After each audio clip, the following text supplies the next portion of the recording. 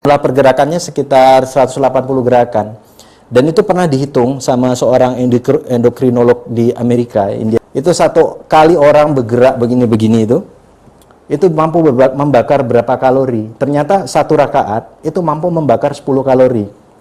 Dan sekarang di dalam dunia kesehatan aerobik ya, itu bapak aerobik dunia namanya Kenneth Cooper. Dia menganjurkan bahwa olahraga-olahraga yang sehat, olahraga-olahraga yang memberikan sumbangan bagi kebugaran tubuh adalah olahraga-olahraga yang berintensitas rendah, yang bernilai aerobik ya, kayak jalan cepat, berenang, sepeda, senam ya. Jadi kalau maaf ya ini kalau olahraga barbel itu nggak direkomendasikan, kecuali dia ada warming up ya, ada pelatih lah, nggak sembarangan. Karena kalau secara sembarangan malah membahayakan kesehatan itu. Jadi bentuk badan seperti Arnold Schwarzenegger tapi dalamnya hancur ya, itu berbahaya. Nah, kalau kita lihat dengan pembakaran kalori yang cuma 10 kalori setiap rakaat ya, maka bisa dikatakan analog lah. Bukan saya mengidentikan sholat dengan olahraga ya, tapi sholat itu bernilai olahraga. Ada proses pembakaran kalori dan gerak yang berintensitas rendah. Kan gerakan-gerakannya juga gerakan-gerakan manusiawi ya, nggak ada gerakan kayang, gerakan salto kan nggak ada toh. Ya gerakan yang bisa ditiru oleh segala lapis usia. Bahkan kalau sakit pun ada keringanan ya, ruksah ya. Dan sudah banyak penelitian-penelitian yang sudah dilakukan terhadap aspek gerakan sholat ya. Mungkin pemirsa pernah lihat satu buku yang dikarang oleh seorang dokter bedah ya.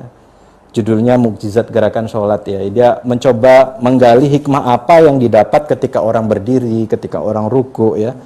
Faedah-faedah apa yang didapat. Sebab itu dilakukan saat seorang berumur 7 tahun sampai dia meninggal dunia kan. Jadi logikanya begini Mas Dini. Seorang perenang, dia punya kapasitas vital paru-paru yang berbeda dengan orang lainnya.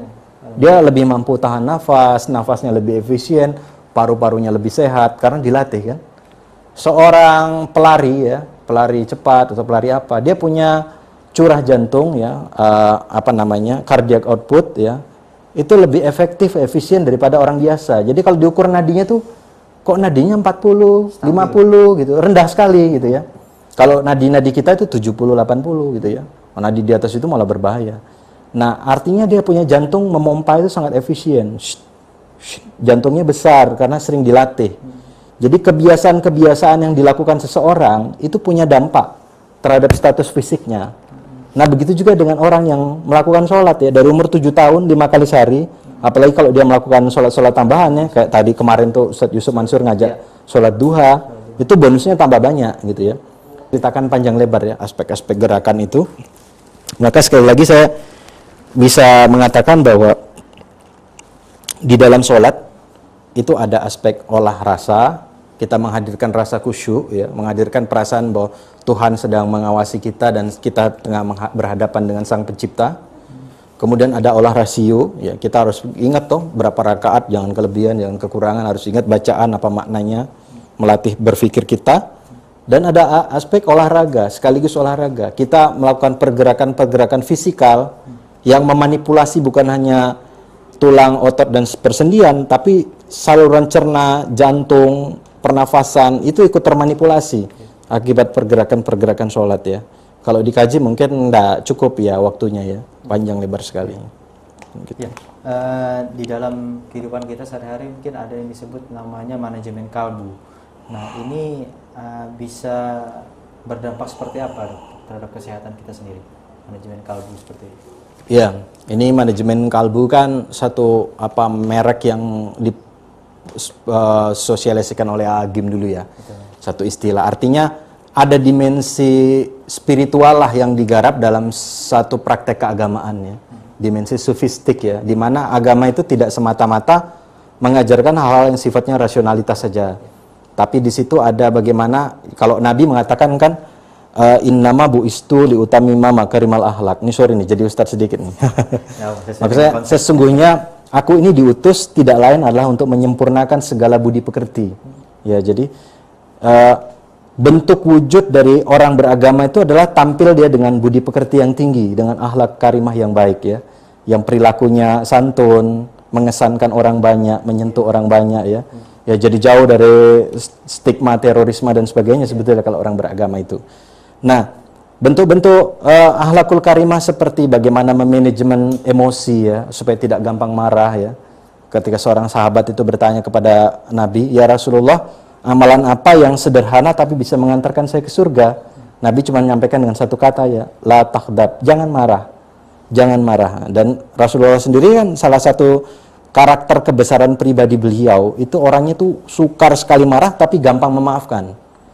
Berbeda mungkin dengan kebanyakan kita ya. Suka marah, sukar memaafkan juga, atau gampang marah atau mudah memaafkan. Yang paling celaka kalau gampang marah, sukar memaafkan. Nah, itu celaka betul itu kalau begitu ya. Nah, bagaimana kita bisa mengelola memberi keterampilan pada pribadi kita kalau misalnya kita dirundung permasalahan, kita punya kelenturan ya. Sehingga kita bisa bersabar, bisa tawakal, ridho terhadap keputusan yang sudah terjadi dan menggali hikmah apa yang tersembunyi di balik sebuah musibah ya.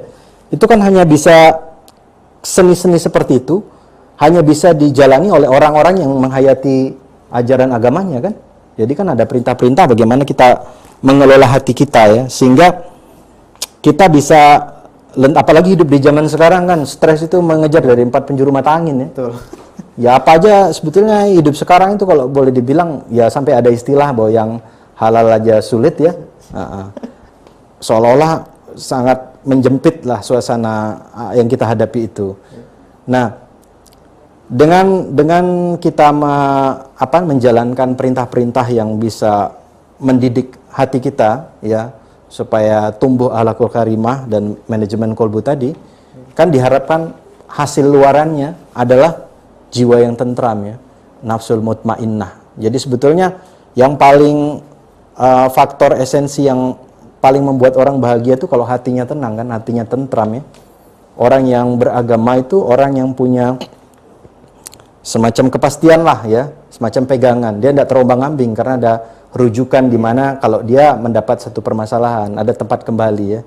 Dan sebetulnya hakikat dari semua ini adalah kalau di dalam rumusnya kitab suci itu, manusia tuh akan senantiasa dirundung kegelisahan, dirundung gundah gulana hatinya, kecuali kalau hatinya bisa tertaut dengan penciptanya.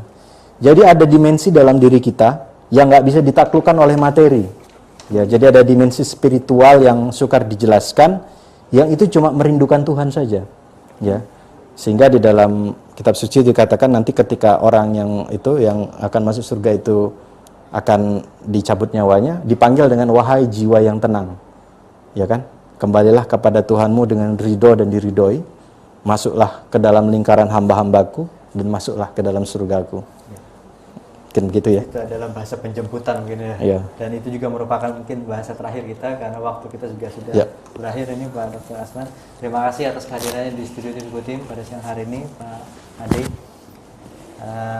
Ya pemirsa TV Tim, tadi penjelasan dari Dr. Ade Hasman, seorang dokter spesialis anestesi yang menjelaskan mengenai konsep kesehatan propetik ataupun konsep-konsep kehidupan yang dijalani oleh Nabi besar Muhammad SAW ya dokter, dan juga buku yang mungkin bisa disampaikan